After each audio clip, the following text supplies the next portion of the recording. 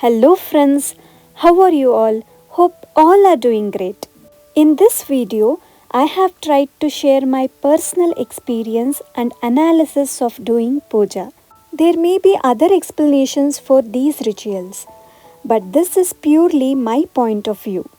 This time I got very little time for arrangements after coming from college, but I still tried my best.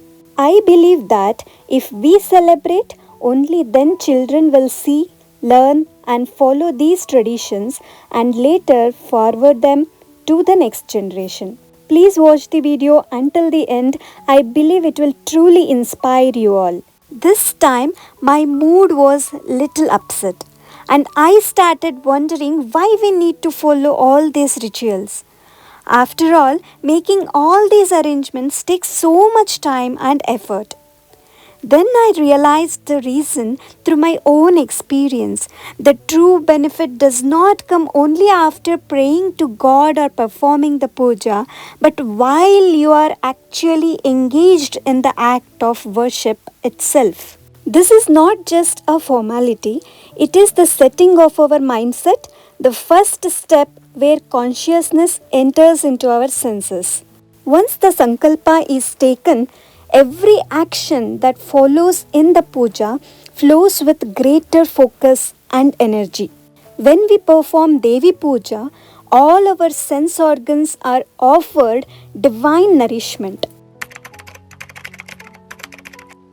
The fragrance of Mangala Dravyas like turmeric, kumkum, sandalwood, that is chandan, dhoop, camphor, and flowers fills the air. Scientifically, these natural elements release calming and happy hormones, relaxing our nervous system and uplifting our mind. Spiritually, they symbolize purity, prosperity, and auspiciousness.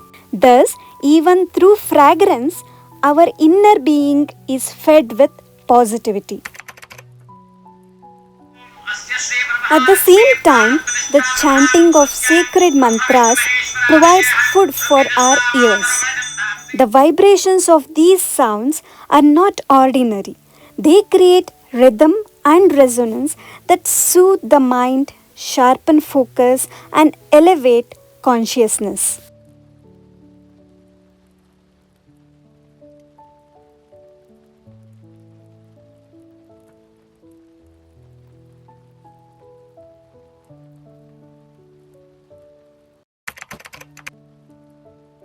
Our eyes, on the other hand, are nourished by beauty. Human beings naturally delight in seeing beautiful things, and that is why alankara, decoration, is a vital part of our worship. Just as women are fond of adoring themselves, our goddess too is alankara priya, the one who delights in beauty. When we decorate the deity, we are in fact offering the best of our heart and soul, and in this process, we experience joy through sight.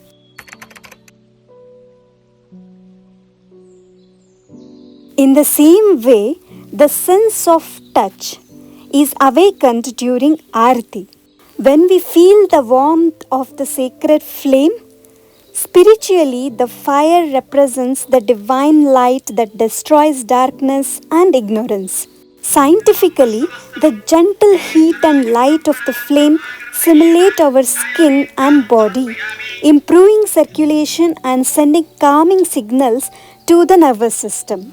The movement of the lamp in circular motion also spreads warmth and purifies the air with the ghee or camphor used.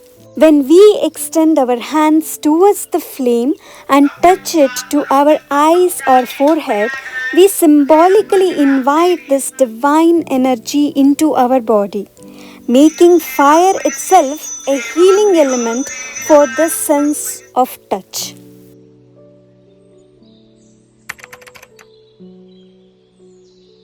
After this, the ritual of Abhisheka, ceremonial bathing, purifies not only the deity but also us internally. Traditionally, we perform such pujas on an empty stomach as a light body and mind enhance spiritual connection. Only afterwards do we accept Panchamrita Prasada with utmost respect and mindfulness. This sacred food, made from milk, curd, ghee, honey, and sugar, nourishes the body and soul while carrying divine blessings. Prasada does not end with Panchamrita. In Sanatana Dharma, dishes are prepared according to the nature of the deity, the season, and the climatic condition. Each offering is thoughtfully designed both spiritually and scientifically. For example, certain foods are cooked for specific gods, and each dish carries nutritional value suited for that time of the year.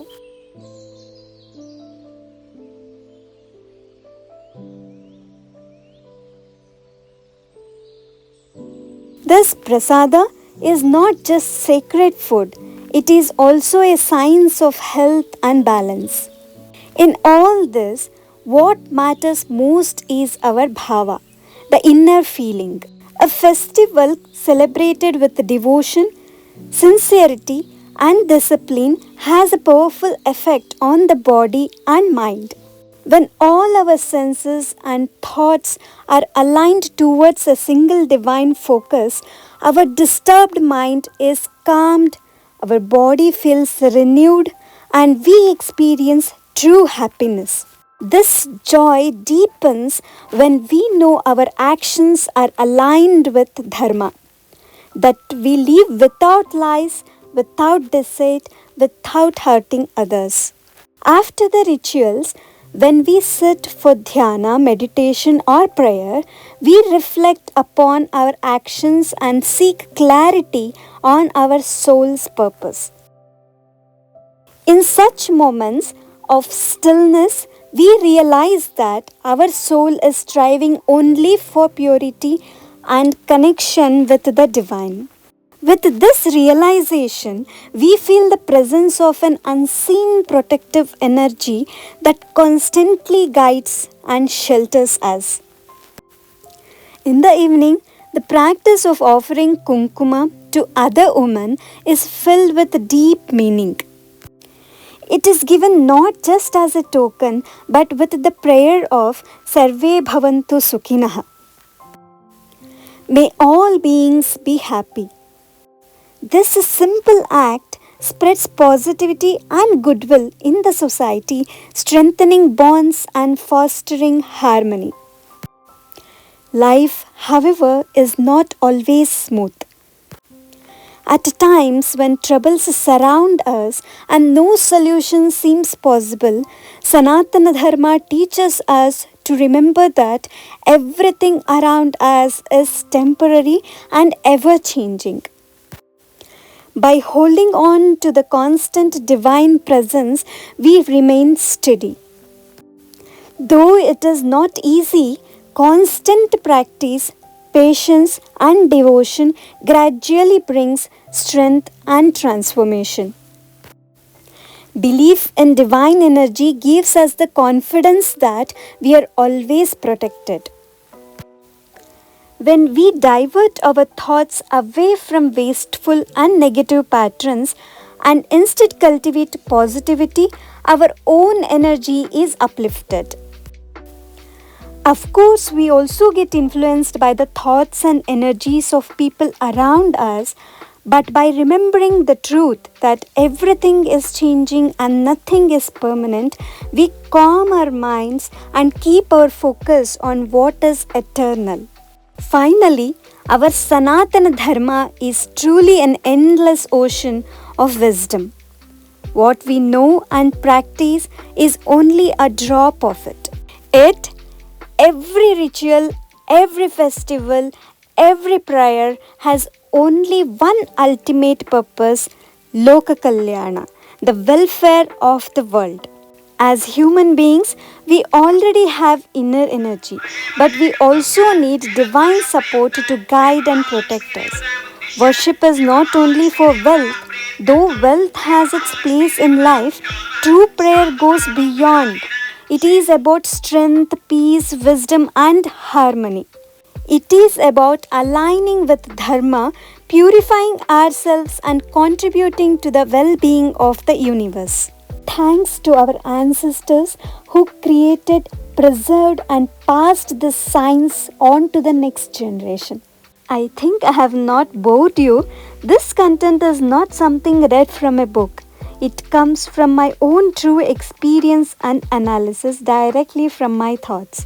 If you resonated with or liked any part of this video, and if you agree with any analysis, please do comment, like, and share it with your family and friends. See you in the next interesting video. Until then, take care, be happy, and bye bye.